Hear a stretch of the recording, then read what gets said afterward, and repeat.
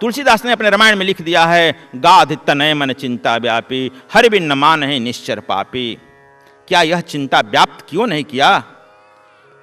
वशिष्ठ के मन में चिंता व्याप्त करता था, यह समस्या का समाधान हो सकता था।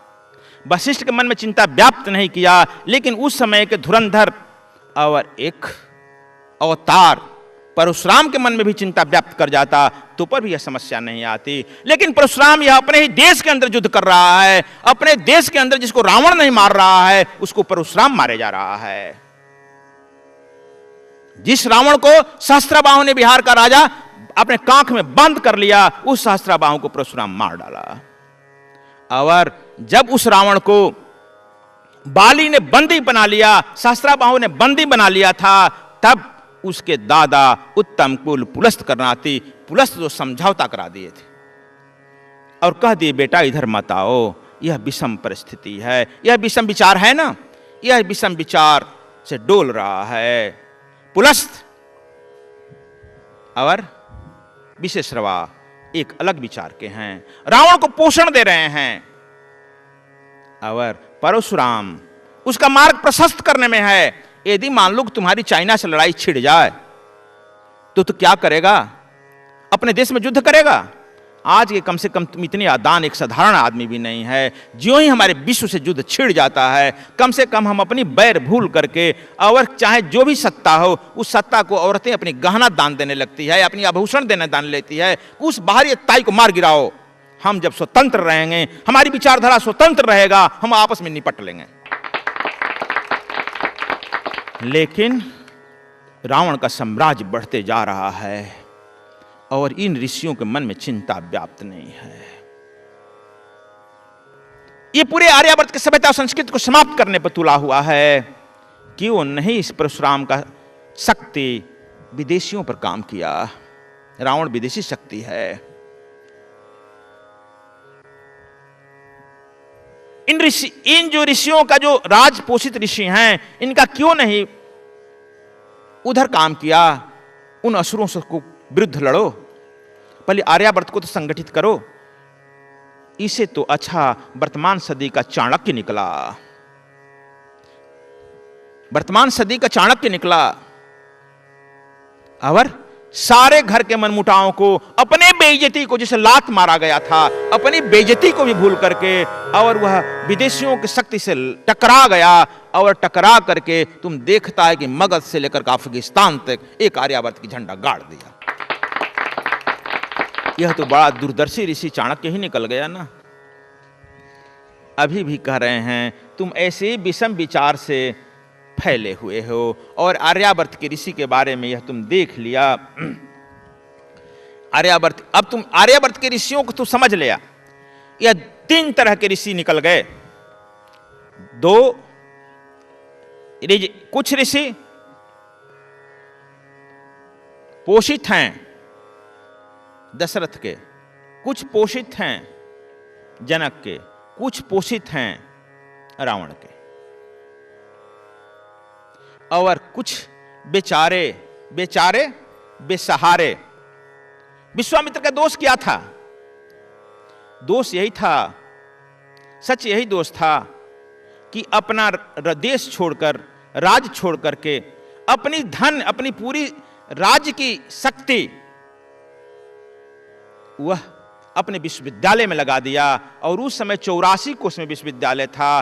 पूरा तुम्हारा भभुआ मोहनिया से लेकर के उधर करमनाशा से तुम लेकर के, करमनाशा कह रहे हैं सोन नदी से लेकर आरा का तट तक, इतना 84 कोष में यह विश्वविद्यालय था, जिसमें 10,000 केवल शिक्षक थे। शिक्षक यानी 10,000 ऋषि थे। अब समझ लो कितना बड़ा विश्वविद्यालय, इसका खर्च वर्च कौन चलाएगा? इसका मतलब इनका पूरा राज्य इस आश्रम को चलाने में समाप्त हो गया था। लेकिन दुखद घटना है कि इस आश्रम में कोई भी राजपुत्र, राजकुमार, राजा के लड़के नहीं पढ़ते थे, जनसाधारण के लड़का पढ़ते थे। और उसमें रिसर्च होता था। पहले केवल कामधेन थी। कामधेन का मतलब तुम समझ गया, एक आध कनवा अभी भी दूध करती है। कामधेन को तुम लोग मिलाए हैं हम वहाँ बद्रीनाथ में, 1-2 छटाक दूध करती है, वह कामधेनु है। और विश्वामित्र ने अपने आश्रम में अनुसंधान किया। जो देखते हो हाइब्रिड जर्सी गाय या भैंस, यह इनका आविष्कार है। लोग पहले तेनी का चावल खाते हैं। ब्रीही शब्द वेदों में आया है, यानी ब्रीही भात, उसका शब्द सीधे भात हुआ।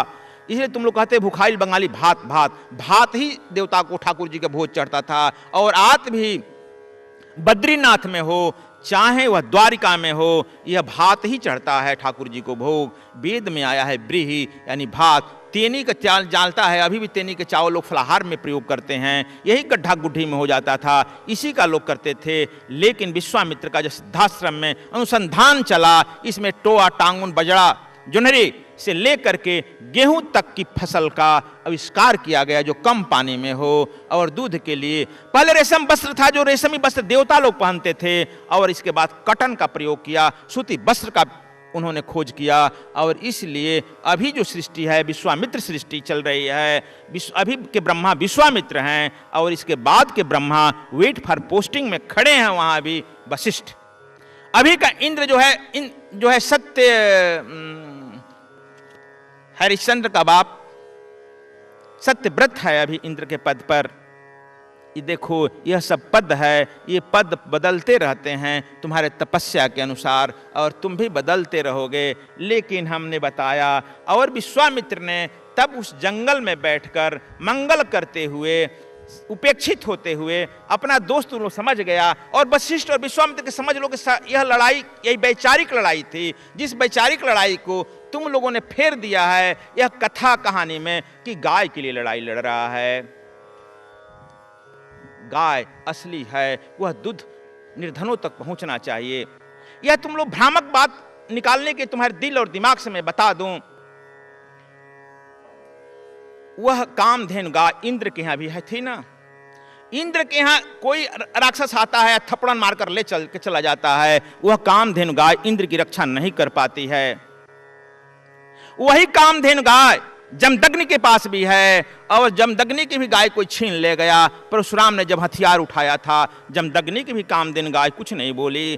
केवल मारखा, मारने वाली और सेना पैदा करने वाली गाय केवल वशिष्ठ के यहीं आ गई है। न भूतो न भविष्यति, यह केवल कल्पना है, और इस कल्पना को पहचानने की एक प्रक्रिया समझनी चाहिए। यह केवल कथा कह करके प्रसंग को फेर दिया गया है। कोई भी कथावाचक जब 3 कथा नहीं कहता है, उसकी पेट की पानी नहीं पचता है। वह कथा क्या है तीनों, मैं अक्सर कह दिया करता हूं। पहला कथा है विश्वामित्र को उनके गाय से मरवा देना। जबकि तू गायत्री जो पढ़ते हो, गायत्री विश्वामित्र का देन है। और इस पृथ्वी पर जितनी तू देखते हो डेवलपमेंट, विकास की बातें, वह विश्वामित्र की देन है। वशिष्ठ का गायत्री कुछ है, बता दो जरा ऋग्वेद में। ऋग्वेद में वशिष्ठ और विश्वामित्र की ऋचाएं आई हैं। मैं कभी और वेद पर बात करूंगा। लेकिन कथाएं अनर्गल बलते चलती है। कथा तो कथा होती है। दूसरी कथा, जब तक से तुम भृंगु से वशिष्ठ के छाती पर लात नहीं मराएगा, तब तक से तुम्हारा पानी नहीं पचेगा। तीसरा, जब तक से सुदामा का पैर कृष्ण से नहीं चटवाएगा, तब तक से भी तुम्हारा पानी नहीं पचेगा। यह 3 कथाएं बड़ी भ्रामक हैं। इसको मैं पहले कह चुका हूं, इसलिए मैं रिपीट नहीं करना चाहता हूं। और यह कथाएं केवल तुम्हारे नपुंसकता का और तुम्हारे अकर्मण्यता का प्रतीक हैं। तुम किसी को लात मार दो, श्रेष्ठ हो जाएगा। तुम्हारा कोई पैर धो देगा, तुम श्रेष्ठ हो जाएगा। अपनी कर्म देखो, कर्मे कर कर जग बउराया। अपने कर्मण्य देखो। पूजा तो कृष्ण की ही होगी। भृंगु की पूजा नहीं होती है, पूजा तो विष्णु की ही होगी। पूछो, मैं कह चुका हूं कि जब लकड़ी चुनने के लिए गए थे, तब तुम लोग यह जानते हो कि ठाकुर जी का भाग जो कृष्ण के लिए गुरु माता दी थी, 2 मुट्ठी चना खा गया और जाड़ा पड़ने लगा तो उसका पीतांबर भी ओढ़ लिया। यह जब गुरु पत्नी जानी, तब उसके मुंह से सतह निकल गया, अरे मूर्ख, इतना दिन से पढ़ रहा है, इसका वस्त्र भी लिया, इसका अन्न भी छीन लिया, जाओ तुम्हारा अन्न और वस्त्र सदा के लिए विदा हो गया। यह तो स्वतः गुरु मां के मुख से निकल गया। और तुम लोग भी यही करते हो, कमाते हो, सब कपड़ा भी छीन कर अपने रख लेते हो, है ना, और अन्न भी छीन कर रख लेते हो, गुरु जी तक पहुंचने नहीं देते हो। यह विज्ञान का सिद्धांत लगातार तुम पढ़ते हो। एवरी एक्शन है जे जस्ट अपोजिट इक्वल रिएक्शन, प्रत्येक क्रिया के बराबर विपरीत प्रतिक्रिया होती है। तुम जो देते हो वही तुम तक लौटता है। तुम छीन लिया, तुम्हारा अन्न और वस्त्र छीन लिया गया। इस कथा को तुम कितनों घुमा फिरा कर क्यों कह रहे हो? क्या छीनने की प्रक्रिया आगे बढ़ाना चाहते हो? क्या गुरु और गुरु पत्नी से आशीर्वाद नहीं प्राप्त करना चाहते हो? वही गुरु ने, संदीपनी ने चक्र सुदर्शन कृष्ण को प्रदान किया, सुदामा को क्यों नहीं प्रदान कर दिया? इन कथाओं को कहकर, अनर्गल प्रलापों को कहकर तुझे अकर्मण्य बनाने जा रहा है। इसीलिए कहा गया है कि बहुत सारे, जब महाभारत लिखा गया था तो सुनते हैं कि उसमें जो है 1,00,000 श्लोक थे। पहले तो लोग कहता है 10,000 श्लोक थे, लेकिन 10,000 श्लोक से 1,00,000 श्लोक बने, और 1,00,000 श्लोक से जब 10,00,000 श्लोक बनने लगे तो विक्रमादित्य ने आते आते रोक लगा दिया। ये अब क्या ऐसे बैलगाड़ी पर ढोआएगा महाभारत को? निरंतर अपनी बुद्धि उसमें जोड़ते जा रहे हो। आप समझ लो, इसीलिए हमने बताया विश्वामित्र का दोष, यह दोष है ना, इसे भी अपने राज करना चाहिए। और राज्य करता तो यह जैसे एक उधर जनक था, इधर दशरथ था, बीच में यह भी था। और इसका बाप तो कभी इंद्र बना है, नहुस इसके पूर्वज हैं, गाधी इसके पूर्वज हैं, दोनों इंद्र के पदवी पर बैठे हैं। तो इसे तो और आनंद रहता। विश्वामित्र ने सप्त ऋषियों का निर्माण किया, कहा कि इन्हीं सप्त ऋषियों के आधार पर राम का निर्माण किया जाएगा। और तुमको जानना चाहिए, राम के जन्म के पहले सप्त ऋषियों का निर्माण हो गया, और राम के जन्म के पहले रामायण रूपी संविधान वाल्मीकि के द्वारा लिखवा दिया गया। वाल्मीकि उस समय भी अछूत था, और अभी भी तुम्हारा संविधान अंबेडकर अछूत के द्वारा लिखवा दिया गया। देखो, इन्होंने जो सप्त ऋषि बनाया, विश्वामित्र स्वयं मध्य में खड़े बैठे थे, और दूसरा इन्हीं के बगल में गौतम को इन्होंने अपना रखा। गौतम यहीं बगल में थे, राज ऋषि थे लेकिन।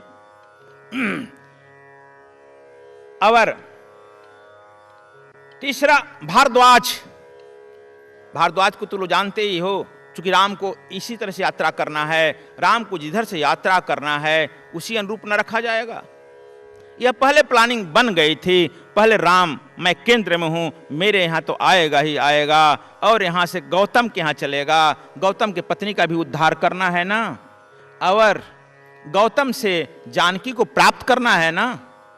इसलिए देखो, बड़ा सिस्टमेटिक ढंग से रखा गया है। पहला विश्वामित्र, दूसरा गौतम, तीसरा भारद्वाज, चौथा अत्रि, पांचवा वाल्मीकि, और छठवां सर्वभंग, 7वां अगस्त। एकदम रावण के दरवाजे पर बैठा ऋषि अगस्त।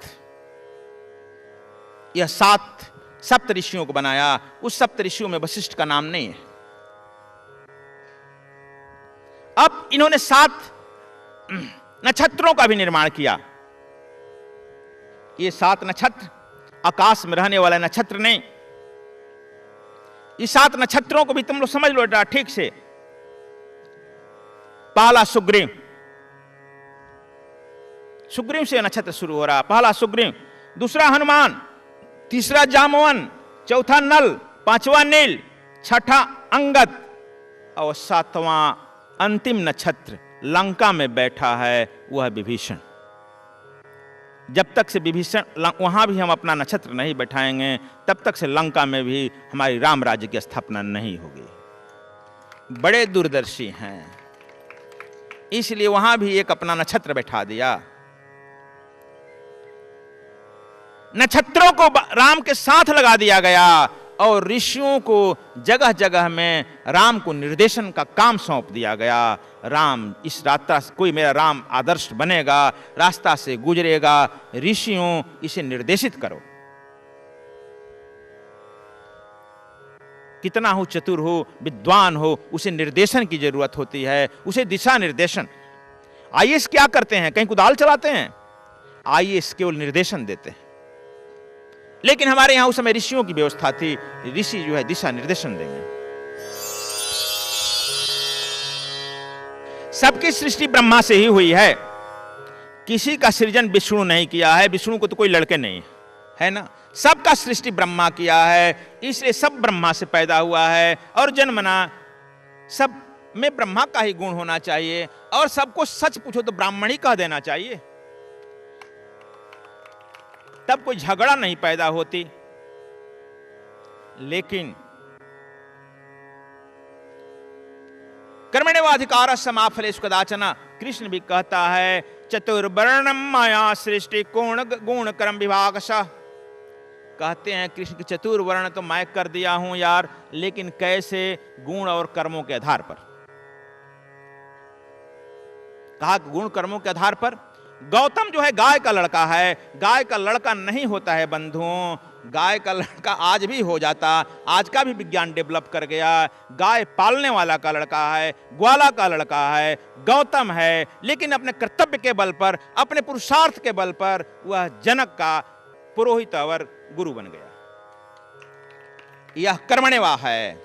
अगस्त घट जोनी है। देखो हम लोग अलंकार पढ़ाते हैं विद्यालय में, लेकिन वह अलंकार को हम उतारने में असमर्थ हो जाते हैं। अभी हम कहेंगे गंगा पर मेरा धाम है, अक्सर कोई पूछेगा कहाँ धाम है, गंगा पर मेरा धाम है। क्या on the current of the Ganga पर मेरा झोपड़ी लग सकती है? क्या गंगा पर मेरा घर हो सकता है? इसका स्पष्ट अर्थ होगा। लक्षणा अलंकार केवल हम स्कूल और कॉलेजों में पढ़ते हैं, लेकिन उसको हम प्रैक्टिकल में नहीं उतारते हैं। On the bank of the Ganga, Ganga के किनारे इसका कहीं निवास होगा। कोई जाता है छाता लेकर धूप में, जाता है तुम लोग, कोई चिल्लाता है छाता इधर आओ, क्या छाता चला आता है? छाता आएगा? ठाकुर नारायण छाता वाला आता है। यह लक्षणा अलंकार है। तुम लोग पढ़े हो, हम तो आर्ट्स के विद्यार्थी भी नहीं हैं, तुम लोगों के लिए फिर हमें पढ़ना पड़ा। यह लक्षणा अलंकार है। अगस्त कहते हो, अगस्त, फिर कहते हो घड़ा से उत्पन्न हुआ है। क्या घड़ा से लड़का उत्पन्न होगा? घट जोनी कह देते हो, घड़ा से होगा लड़का? क्या लक्षणा अलंकार समझो। हमारे ऋषि सच बोलने के अधिकारी है, और उस समय तक परंपरा यह थी जो सत्य बोलेगा, सत्य जो अपने जीवन में उतार लेगा, जो जिंदगी में सत्य का ही पालन करेगा, वह ब्राह्मण होगा। यह पहला लक्षण दिया गया, सत्य बोलना, सत्य पर चलना ब्राह्मण है। जिसका तेज और ताकत और शक्ति जो है निरीह को, गरीब को बचाने में उसका हाथ खड़ा हो जाता है, इसलिए वह क्षत्रिय है। हरदम अक्सर देखो किसी अपने शरीर को ही बचाने में हाथ खड़ा हो जाता है, गरीब को, अबला को और किसी भी कमजोर को रक्षा करने के लिए आगे निकल आता है, उसे क्षत्रिय कह दिया गया। जो धन इकट्ठा करता है, लेकिन देश पर, समाज पर विपल्लव आ जाने पर उस धन को पेट के तरह, जैसे पेट में तुम अन्न डालता है, वह पेट अपने यदि रख लेगा, पेट निकल जाएगा और फटकर मर जाएगा। तब जो पेट को के तरह जो धन को इस यज्ञ कार्य में खर्च कर देता है, वह वैश्य कहलाया। लेकिन तुम लोग अब तिजोरी में बंद कर देते हो, इसलिए तिजोरी का ताला टूटने लगा है ना। और जो हर समय सेवा के लिए तैयार रहता है, जो सेवा ही अपना धर्म समझता है, वह शूद्र हुआ। और मैंने यह सद्विप समाज के गठन में किया है 4 in 1, जिसको एक ही व्यक्ति में, जब तुम में चारों गुण हो जाएगा, तुम सद्विप्र हो गए, सर्वश्रेष्ठ हो गया सद्विप्र।